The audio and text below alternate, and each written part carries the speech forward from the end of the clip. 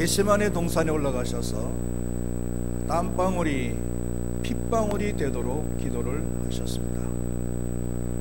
그리고 기도를 하지 않고 잠만 자고 있던 제자들에게 시험에 들지 않게 기도하라고 말씀을 하셨습니다. 기도를 하는 사람과 기도를 하지 않는 사람은 위기가 찾아왔을 때 차이가 있습니다. 기도를 하지 않는 사람은 위기가 찾아왔을 때 시험에 들기가 쉽습니다. 그러나 기도를 늘 하는 사람들은 시험이 와도 능히 그 시험을 이겨나갈 수가 있는 것입니다. 신앙생활을 하면서 시험에 들면 안 됩니다. 시험에 들면은 신앙생활이 힘들고 괴롭습니다. 그러므로 시험에 들지 않도록 우리 모두는 기도해야 될 줄로 믿습니다. 겟세마네 동산에서 기도하지 않고 잠만 자고 있던 제자들은 어떻게 되었을까요? 오늘 본문 말씀을 통해서 살펴보도록 하겠습니다. 먼저 예수님의 일행에게 닥친 위기에 대해서 살펴보겠습니다. 겟세마네 동산에서 기도를 마친 예수님과 제자들은 하산을 하려고 했습니다. 그때 들이닥친 것은 예수님을 잡기 위해서 나타난 유다와 그리고 그 일당들이었습니다. 47절 말씀에 보니까 말씀하실 때에 12 중에 하나인 유다가 왔는데 대제사장들과 백성의 장로들에게 파송된 큰 무리가 칼과 몽치를 가지고 그와 함께 하였더라 라고 말씀을 하고 있습니다. 큰 무리들이 예수를 잡기 위해서 가룟 유다를 앞세워서 나타난 것입니다.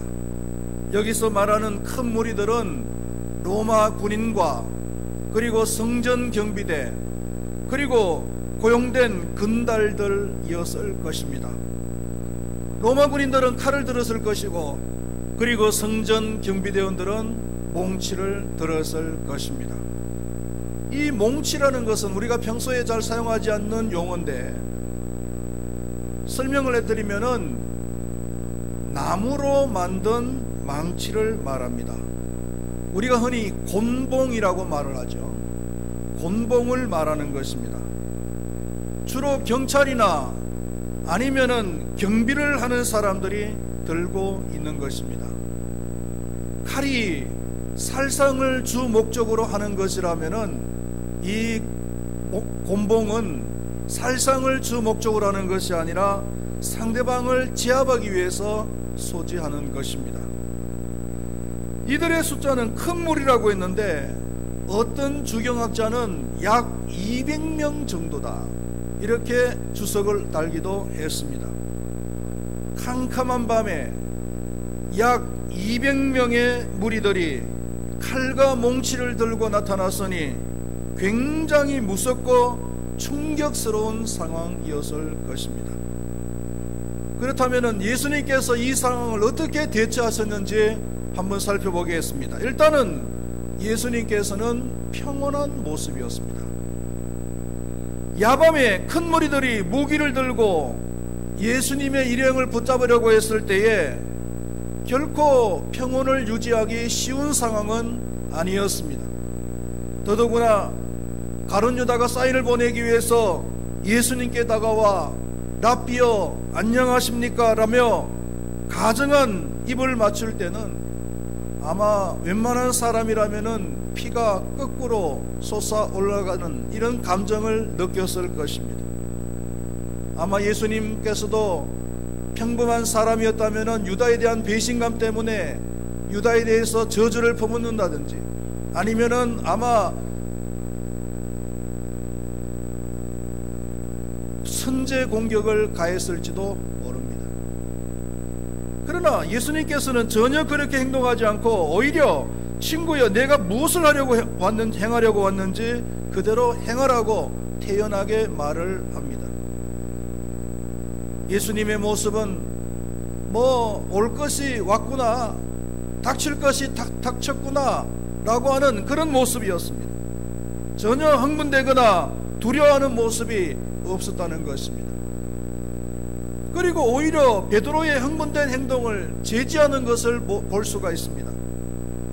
베드로가 전개된 상황에 흥분해서 칼을 빼어들고 대제사장의 종을 내리쳤습니다.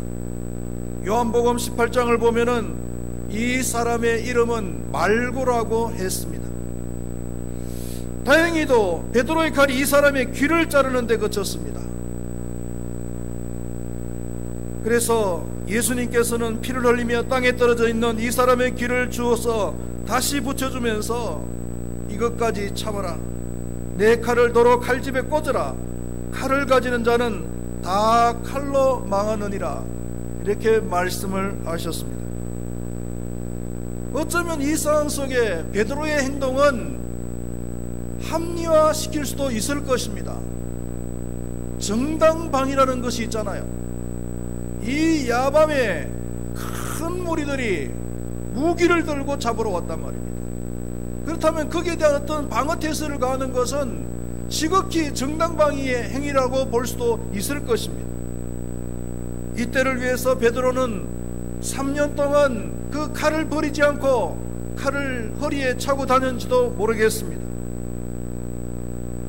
그러나 우리가 분명히 알아야 될 것은 뭐냐면은 사람이 심은 대로 거둔다는 것, 이것은 절대적인 진리라는 것입니다.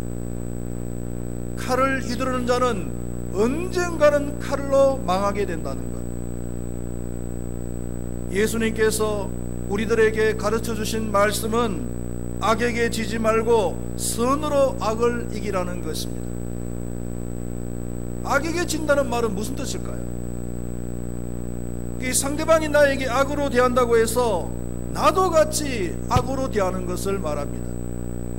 저주를 퍼붓는다든지 아니면 같이 무력을 쓴다든지 똑같은 방법으로 상대방을 대하는 것은 이것은 악에게 지는 것입니다.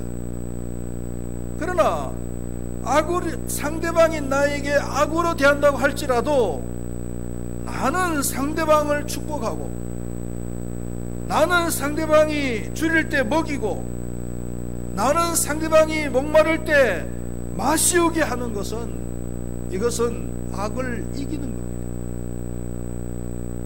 하나님을 믿는 사람들이 그 삶이 고급스러워야 될 부분이 바로 이것 때문입니다. 세상 사람들은 악을 악으로 대하는 것이 너무나 당연하다고 생각을 합니다. 그러나 우리 하나님을 믿는 사람들은 또 우리 예수님께서 우리에게 주신 말씀은 악을 악으로 대하는 것이 아니다. 그것은 지는 것이다. 오히려 악한 자에게 축복하고 악한 자를 위해서 기도하고 악한 자가 줄이거든 먹이고 악한 자가 목마르거든 마시게 해라. 이것이 악을 이기는 것이다. 얼마나 참 고급스러운 삶입니까? 사랑하시는 우리 금바위교회 모든 성도님들은 이러한 예수님의 가르침에 맞추어서 살아갈 수 있는 그런 고급스러운 삶이 될 수 있기를 축원드리겠습니다. 그리고 예수님께서는 모든 상황들을 하나님에 맡기신 것을 볼 수가 있습니다. 54절에 보니까 내가 만일 그렇게 하면 이런 일이 있으리라 한 성경이 어떻게 이루어지겠느냐 이렇게 말씀을 하셨고, 56절에서도 그러나 이렇게 된 것은 다 선지자들의 글을 이루려 함이니라 이렇게 말씀을 했습니다. 예수님께서는 이 상황 속에서, 이 급박한 상황 속에서 하나님께 기도하면은 12군단보다 더 많은 천사들을 충분히 동원할 수가 있다는 거예요. 여기서 1군단이라고 했을 때는 보병 6,100명 그리고 말 726필을 말합니다. 보병 6,100명, 말 726필. 그러니까 12군단이면요 어떻게 됩니까? 보병이 73,200명이고 말이 8,712마리입니다. 이 정도의 규모면은 예수님을 잡으러 온 그 무리들을 물리치는 일은 너무나 간단한 일이에요. 더더구나 일반 군인들도 아니고 하나님께서 보내신 천사라고 말씀하셨잖아요. 천사 한 명만 있어도 가능한 일을 12군단이나 되는 천사라면은 이 무리들을 물리치는 일에는 너무나 간단해요. 그런데 만약에 예수님께서 하늘의 천사들을 동원해서 이들을 물리쳐 버린다면은 성경이 어떻게 이루어질 수 있냐는 거예요.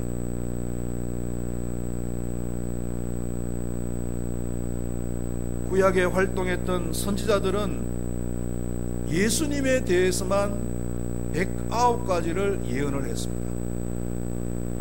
그리고 예수님께서 십자가를 지시는 전후로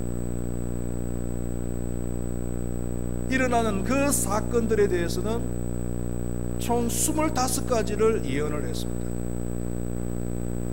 그 중에 하나가 구약성경 스가랴서 13장 7절 말씀입니다. 선지자 스가랴는 이렇게 예언을 했습니다. 만군의 여호와가 말하노라. 칼아 끼어서 내 목자 내 짝된 자를 치라. 목자를 치면 양이 흩어지려니와 작은 자들 위에는 내가 내 손을 들이우리라. 여기 보면은 목자를 치면은 양이 흩어지게 될 것이다. 일단은 예수님께서 십자가 사건을 전후로 해서 이런 사건이 일어날 것이라고 하는 예언을 스가랴 선지자가 했단 말이에요.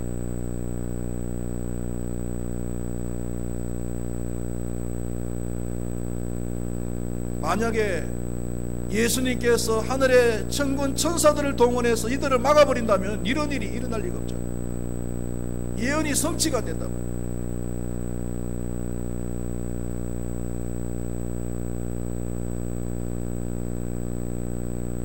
내 상황보다는 하나님의 뜻이 이루어지기를 원하는 예수님의 마음을 우리는 볼 수가 있잖아요. 겟세마네 동산에서 기도하실 때도 내 아버지여 만일 할만하시거든 이 잔을 내게서 지나가게 하옵시고 그러나 나의 원대로 마시옵고 아버지의 원대로 하옵소서라고 기도했습니다. 나는 이 십자가라고 하는 쓴 잔을 마시고 싶지 않지만은 그러나 내 뜻대로 하지 마옵시고 아버지의 뜻대로 하옵소서. 기도와 그리고 행동이 일치되어지는 예수님의 모습을 우리는 보게 되잖아요. 그래서 예수님은 영광을 받으시기에 합당하신 분이십니다. 할렐루야. 예수님께서는 이런 위기의 상황 속에서도 전혀 동요하지 아니하시고 오히려 흥분된 행동을 하는 제자들을 제지하셨고 그리고 모든 것을 하나님의 뜻이 이루어질 수 있도록 하나님의 뜻에 맡기는 그런 모습을 우리에게 보여준 것을 우리는 알게 됩니다. 그러나 제자들의 모습을 한번 보겠습니다. 제자들은 기도하지 않았잖아요. 기도하지 않는 사람들이 나타나는 행동 양식입니다. 첫 번째로는 충동적이었습니다. 베드로는 기도하지 않고 졸고만 있었습니다. 그런데 예수님께서 기도가 끝나셨는지 이제는 가자고 말씀하시는 겁니다. 비몽사몽간에 하산을 하려고 하는데 이런 상황이 벌어진 거예요. 여러분, 자다가 졸다가 금방 일어나면은 상황 파악이 쉽게 됩니까? 졸다가 일어나면은 상황 파악이 제대로 안 이루어져요. 그래서 베드로는 흥분된 모습, 그 상황만 보면서 이게 무슨 상황인가 파악은 하지 않고 그 상황만 보고 그리고는 흥분된 모습을 나타냅니다. 순식간에 칼을 빼드는 거죠. 그리고는 가장 가까운 곳에 있는 적을 향해서 그 칼을 내리치는 거예요. 여러분, 충동적인 말과 충동적인 행동은 기도를 하지 않는 사람의 특징이에요. 왜냐하면요, 기도를 하면은 영적인 사람이 됩니다. 그래서 모든 상황을 영적으로 해석을 하려고 하는 노력을 하는 거예요. 그런데 기도를 하지 않으면 육적인 사람이 되는 거죠. 육적인 것은 바로 충동적입니다. 이 베드로는 기도를 하지 않다가 충동적으로 행동을 하는 대표적인 사람이에요. 가이사랴 빌립보 사건을 아시잖아요. 예수님께서 제자들에게 너희들이 나를 누구라고 하느냐고 물었을 때 베드로가 나서서 주는 그리스도요 살아계시는 하나님의 아들이십니다라고 고백을 했습니다. 그랬더니 예수님께서 그 고백이 어느 정도 마음에 드셨던 거예요. 그래서 베드로에게 바요나 시몬아 네가 복이 있다라고 말씀하시면서 그 베드로를 칭찬해 주셨어요. 그러니까 이 베드로가 막 기분이 업이 된 거예요. 막 업이.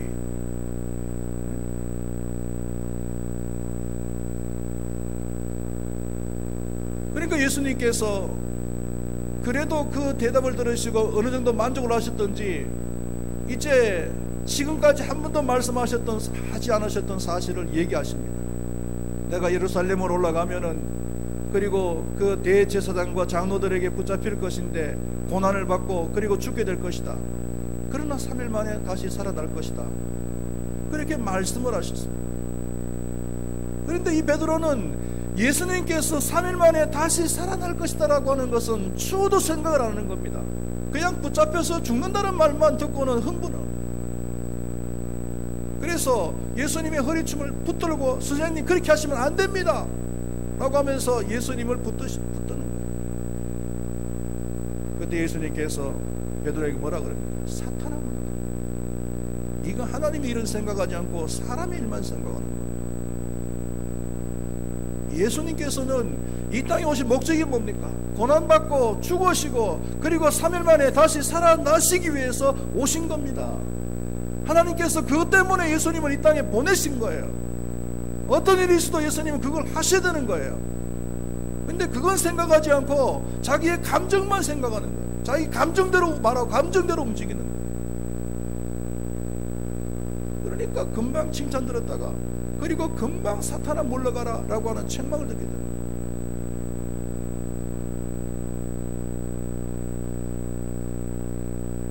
유월절 만찬 때도 나는 절대로 주님을 배반하지 않겠다고, 내 목숨을 버리는 한위에서도 주님을 떠나지 않겠다고 그렇게 충동적으로 얘기합니다. 그렇게 할 수도 없으면서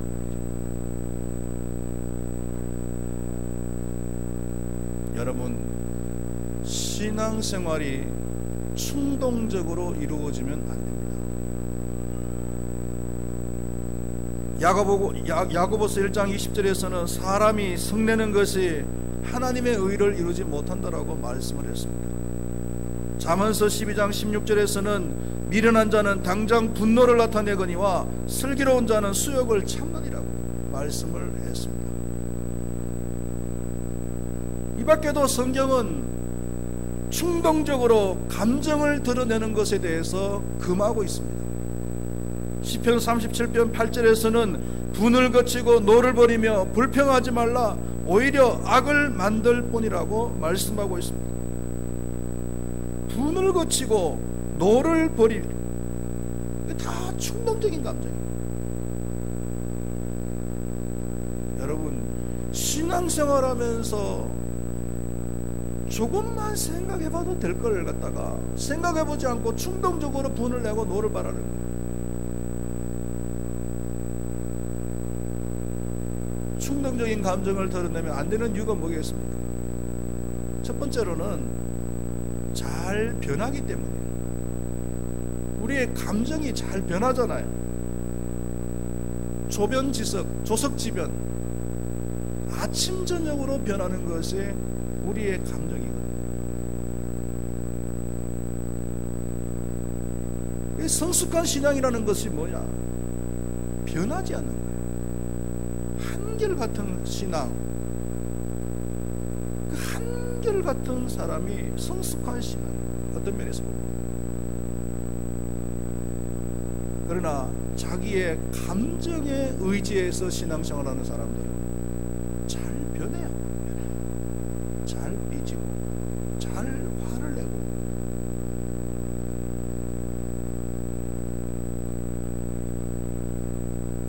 그리고 충동적인 감정으로 신앙생활하면 실수를 하게 됩니다. 충동적으로 뭔가 말을 했는데 돌아서고 생각해보니까 그게 아닌 거예요. 신앙생활하면서 설교 듣다가 뭐 부흥회 참석했다가 충동적으로 작정 헌금을 했어요. 근데 집에 와서 가만히 생각해보니까 너무 헌금을 작정을 많이 한 거예요. 그러니까 이거 할 수도 없고 안 할 수도 없고 곤란하잖아요. 그러니까 시험에 든 거예요. 그러니까 작정 헌금했다가 교회를 안 나오는 이런 사람이 있어요.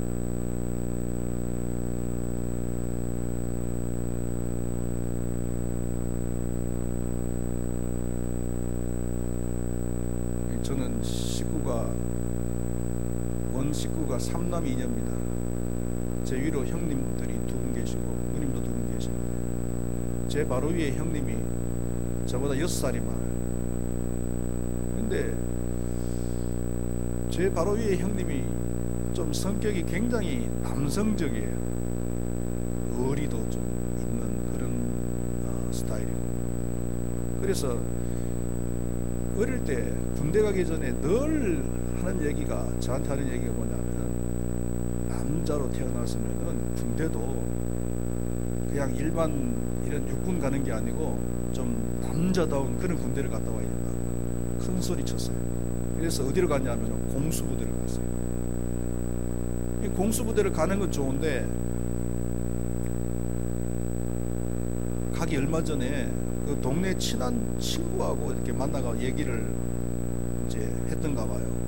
그랬더니만은 그 친구도 그럼 나도 같이 공수부대 가겠다고 이래 돼가지고 둘이서 이제 같이 공수부대를 가게 돼요.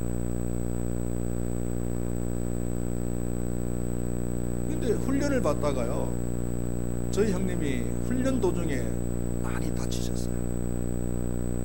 뭐 이렇게 불치의 그런 어떤 상처는 아니고 그 순간적으로 이 다리를 다쳤는데 다리가 너무 많이 부어가지고 신발을 신을 수가 없을 정도로 많이 부어서 대기를 하고 그 다음 차수를 또 기다렸는데도 안 되고 해서 결국은 군대에서 의가사 제대해라 그래가지고 그냥 훈련만 받고 제대를 한 케이스가 되어버렸어요.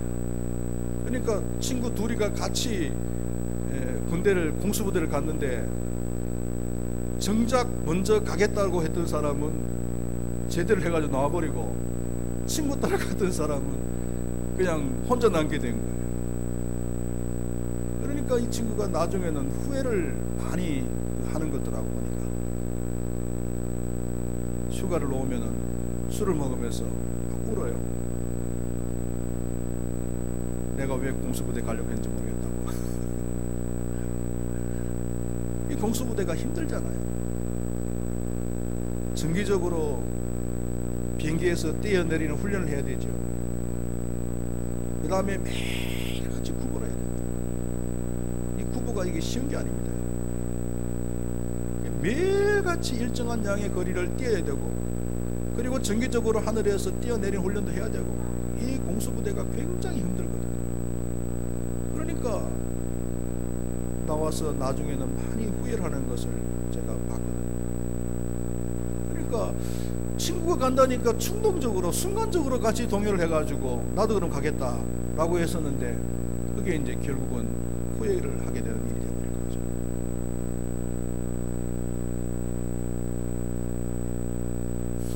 거죠. 감정이 우리의 신앙의 기준이 되면 안 됩니다. 우리의 신앙의 기준은 하나님의 말씀이 되어져야 됩니다. 그래서 하나님의 말씀은 영원토록 변함이 없잖아요. 그래서 그 하나님의 말씀을 기준으로 우리가 신앙생활하면은 우리의 신앙생활이 변함이 없는 겁니다. 할렐루야. 제자들은 기도하지 않았기 때문에 충동적으로 신앙생활을 했어요. 충동적으로 말을 하고 충동적으로 행동을 했어요. 그 다음에 이 제자들은요, 기도하지 않는 제자들은 비겁했습니다. 만약에 정말 용기가 있는 제자들이었다면은, 또 믿음이 있는 제자들이었다면은 이 상황 속에서 어떻게 해야 될까요? 예수님을 구하기 위해서 예수님을 에워싸거나 아니면은 예수님을 먼저 탈출을 시켜야 되지 않았을까요? 그게 맞잖아요. 그런데 56절 하반절에 보니까 이에 제자들이 다 예수를 버리고 도망하니라. 그러니까 주여 선생님라고 리더로 모시던 그 예수님을 팽개쳐놓고 그냥 자기들만 살겠다고 다 도망을 가버렸다. 얼마나 비겁한 행동입니까? 만 하루도 지나기 전에 그 제자들의 모습을 보십시오. 베드로는 내가 죽을지언정 주를 버리지 않겠습니다라고 큰 소리를 쳤고, 옆에서 우리도 그렇게 하겠습니다라고 큰 소리를 쳤던 제자들이 아닙니까? 그 제자들이 다 어디로 갔습니까?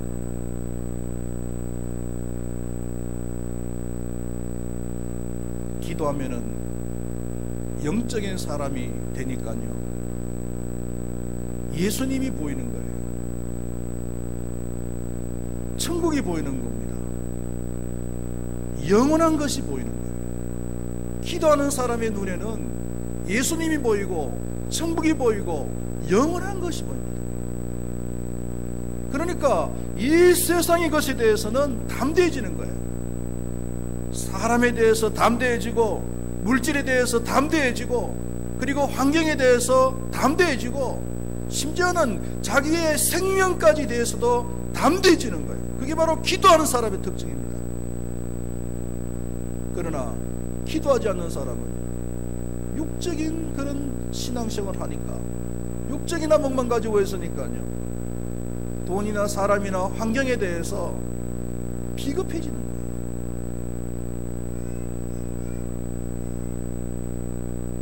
말씀을 뵙도록 하겠습니다. 기도를 하지 않아서 충동적인 말을 하거나 충동적인 행동을 하는 사람이 되지 마시기를 바랍니다.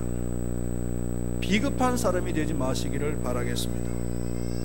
어떠한 이유에 있었든지 간에 기도하는 사람이 되어서 주어지는 그 위기의 순간을 잘 극복하고 승리하는 그런 우리 모든 금발교회 성도님들이 되시기를 축원드리겠습니다. 기도하시겠습니다. 하나님 아버지,